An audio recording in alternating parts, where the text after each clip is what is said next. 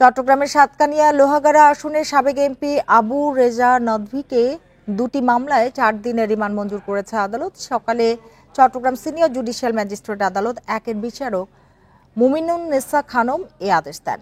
এর আগে সকাল 9টার দিকে আদালতে হাজির করা হয় নদভীকে। এ সময় আদালতে কড়া নিরাপত্তায় ছিল পুলিশ এবং এপিবিএনের সদস্যরা। নদভীর বিরুদ্ধে দায়ের হওয়া বিস্ফোরক আইনে দুটি মামলায় 3 দিন করে রিমান্ড আবেদন করেন। মামলার তদন্তকারী কর্মকর্তা আদালত শুনানি শেষে 2 দিন করে রিমান্ড মঞ্জুর করেন। গেল বছরের 5ই আগস্ট ছাত্র জনতার অভ্যুত্থানে শেখ হাসিনা সরকারের পতনের পর নদভীর বিরুদ্ধে জেলার সাতকানিয়া, লোহাগাড়া ও নগরীর বিভিন্ন থানায় একাধিক মামলা রয়েছে। দীর্ঘদিন পলাতক থাকার পর গত 15ই ডিসেম্বর ঢাকা থেকে গ্রেপ্তার হন তিনি।